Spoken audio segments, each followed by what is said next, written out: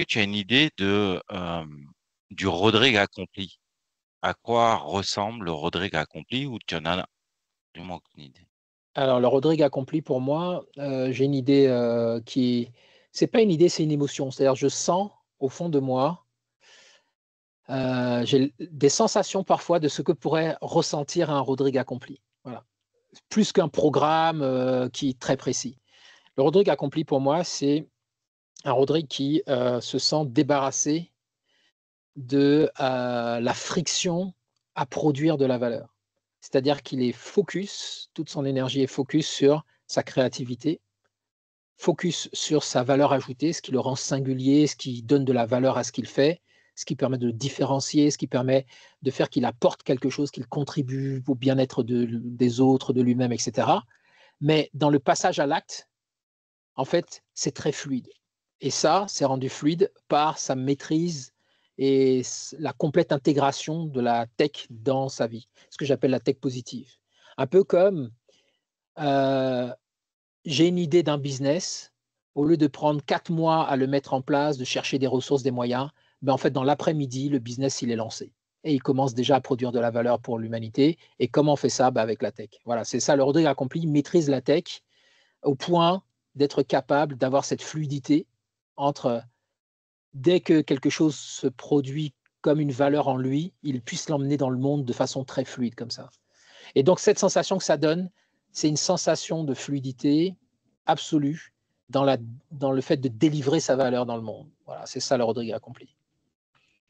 Donc je suis pas loin de ça, hein. Y a pas mal d'actions que j'accomplis au quotidien qui sont déjà boostées à base de tech et qui me permettent très facilement, de façon très fluide, très intégrée, quand je dis intégré, c'est-à-dire j'ai plus besoin de penser au process qui me permet d'utiliser un outil pour le faire. C'est directement dans l'action, ça coule.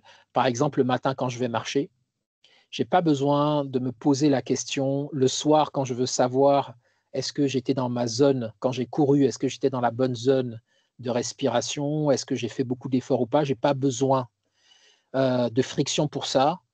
J'ai juste sur mon téléphone une application, alors que j'ai même pas dit quand je suis allé courir que je voulais courir. J'ai même pas dit quand j'ai fait mes pompes que j'étais en train de faire des pompes. Et une application qui c'est une technologie au-dessus de moi là, qui s'est occupée de compter le nombre de pas, qui a regardé si par rapport à mon effort habituel, je suis dans la zone rouge, dans la zone verte, dans la zone orange, qui sait si j'ai bien dormi la veille, est-ce qu'il faut que je récupère un peu plus, voilà.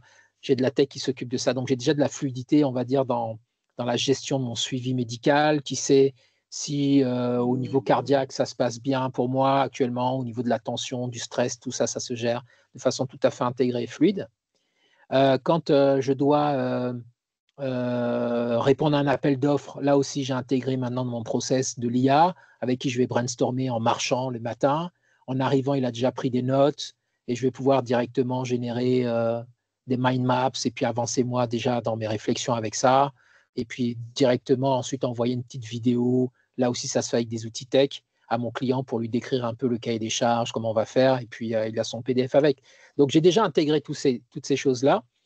Euh, mais en ce moment, je suis en train d'essayer de l'intégrer dans ma dimension spirituelle. Donc, on va dire, je l'ai fait pour les choses superficielles de ma vie. Et maintenant, je voudrais arriver carrément dans ma réflexion intime à intégrer cette technologie. C'est aujourd'hui les grands enjeux. Et l'IA permettrait de faire ça à condition de bien, on appelle ça la tuner, la fine-tuner, c'est-à-dire bien l'entraîner à ce qu'on est, à ce qu'on veut pour qu'elle puisse répondre de façon pertinente. Donc, je suis dans ce travail-là. Est-ce que ça ressemble à un homme robot?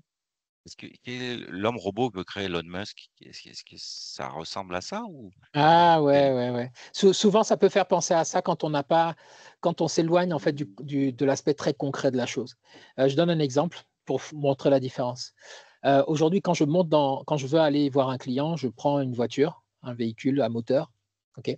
S'il n'y a pas assez d'essence, je vais m'arrêter à une station, je vais mettre l'essence. Et puis j'ai appris à conduire. Bah, je vais conduire, je vais y aller. Je pense même plus aux panneaux, etc. Ça se fait en autopilote. Pour autant, je suis pas un homme avec des roues sur les pieds. J'ai pas appris à courir plus vite que ce que je sais courir. Juste un homme qui a appris à utiliser une technologie. En l'occurrence, ici, c'est un moteur à explosion avec 4 roues. Bon, avant, ça aurait été des chevaux. Pour moi, la tech, c'est exactement ça. Il ne s'agit pas de se mettre des cellules dans le corps, des implants. Il s'agit de profiter de l'outil en ayant le bon mindset, c'est-à-dire ce que l'outil va faire mieux que moi, dans le sens où moi, si je le fais, ça n'apporte aucune valeur à part perdre mon temps et mon énergie. Il vaut mieux que ce soit un outil qui le fasse. Aujourd'hui, dans les entreprises, par exemple, on a commencé à faire ça depuis très longtemps. Le capitalisme est basé là-dessus. En fait, un chef d'entreprise, c'est qui? C'est quelqu'un qui a aujourd'hui dans le monde basique, en fait, c'est ça. C'est quelqu'un qui a une vision. Et pour accomplir cette vision, comme il ne veut pas le faire tout seul, il ne peut pas le faire tout seul parce que ça demande beaucoup d'efforts, de travail, qu'est-ce qu'il fait? Il va payer le temps et l'énergie de quelqu'un d'autre. On appelle ça un salaire. Et puis, ces gens-là vont faire quoi? Au lieu d'être eux-mêmes en train de réaliser leur propre vision, ce pourquoi ils sont là, apporter cette fameuse valeur au monde, en fait, ils vont réaliser la vision de quelqu'un d'autre et en échange recevoir de l'argent. OK? Bon, moi, avec la tech, c'est exactement ce que je fais. Dans mon business, par exemple, une des valeurs de mon business, c'est qu'on n'exploite pas l'humain. Depuis le début, quand j'ai monté mon premier business, j'ai dit je n'exploiterai pas l'humain. C'est-à-dire, je ne demanderai pas à un autre humain de faire ce que moi, je ne veux pas faire. OK? Et si jamais je demande à un autre humain, par contre, de faire ce que moi, je veux faire, je devais lui donner le même salaire que moi, je me paierais si moi, je faisais ça. Or, ça, c'est tout sauf capitaliste, cette valeur-là. Parce que le principe d'une entreprise, c'est de capitaliser sur le travail des autres, en fait. C'est-à-dire que si je fournis à quelqu'un toute la valeur qu'il produit, de la richesse qu'il produit pour mon entreprise, en fait, moi, je ne peux pas faire de bénéfice sur son dos, en fait. Donc, c'est un business qui ne fonctionne pas. C'est pour ça que mon salarié, par exemple, aujourd'hui, une fois que j'ai eu mon premier salarié, j'ai dû quitter l'entreprise et moi aller chercher une autre source de revenus. Parce que je lui ai donné exactement le salaire que je me payais. Du coup, la société ne générant pas plus de valeur, puisque moi, je m'étais sorti de la société pour faire un autre projet, en fait, si je lui donne la valeur qu'il produit, en fait, il y a pas, une fois que j'ai payé mes factures, il ne reste plus grand-chose, en fait. Donc, alors que ça ne me gêne pas avec un outil. Avec un humain, ça me pose un problème.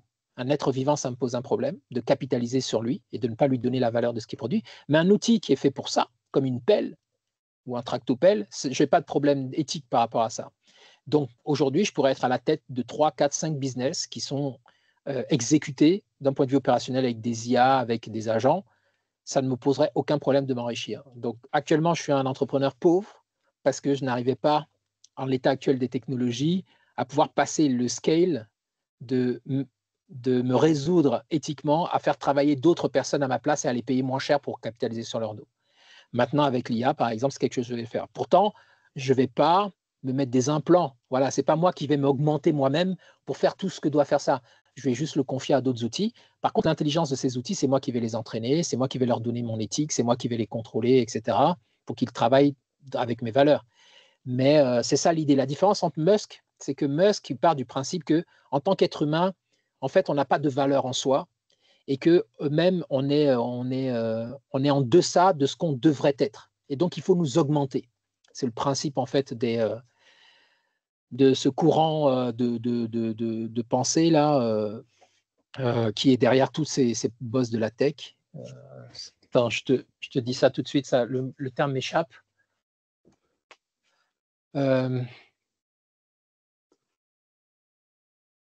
Les transhumanistes. Les transhumanistes.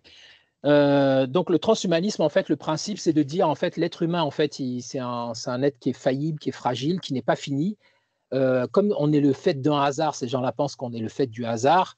Ils se disent, bon, la nature, elle a fait ce qu'elle a pu, mais elle n'a pas pensé à nous vraiment, quoi. Donc eux, ils vont compléter ce que la nature n'a pas fait. Et puis, ils vont le faire comme notre corps, par exemple, se blesse, autant avoir un corps cybernétique qui ne se blesse pas, qui ne vieillit pas, etc.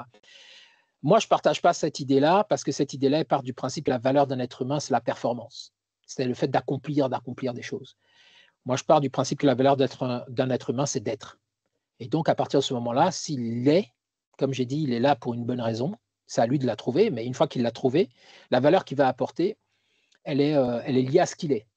Elle n'est pas liée à son corps, elle n'est pas liée au fait que son corps performe, ne performe pas. Elle est liée simplement à sa qualité d'être. OK. Donc, tel qu'il est là, c'est OK. Il faut juste qu'il le trouve et puis qu'il l'emmène dans le monde, cette valeur. Donc, un Musk, lui, il va chercher à corriger la nature. Moi, je ne cherche pas à corriger la nature. Je cherche à faire à plus haute échelle, grâce à des outils numériques, ce que je fais à petite échelle. Je veux faire profiter plus de monde, emmener plus de valeur, toucher plus de monde communiquer avec plus de monde, comme là, tu es au Canada, moi je suis en France. Il y a 200 ans en arrière, cette discussion n'aurait pas eu lieu, ce n'aurait pas été possible. Ben là, grâce à la tech, voilà, je peux parler, échanger avec plus de monde, indépendamment du fuseau horaire, etc., etc. Voilà, c'est ça. Pour moi, la tech, c'est ça. C'est un outil à utiliser à bon escient. Ce n'est pas quelque chose pour nous remplacer, parce que l'être humain, pour moi, est irremplaçable. Ce que l'on est n'est pas remplaçable en soi. Chaque individu porte cette singularité. Par contre, on a la responsabilité d'emmener cette valeur, cette singularité au plus grand monde sur cette planète. Et là, la tech peut nous aider à faire ça plus que n'importe quelle autre technologie. Voilà, c'est ça l'idée. Et la différence entre le transhumanisme et ma vision positive des technologies.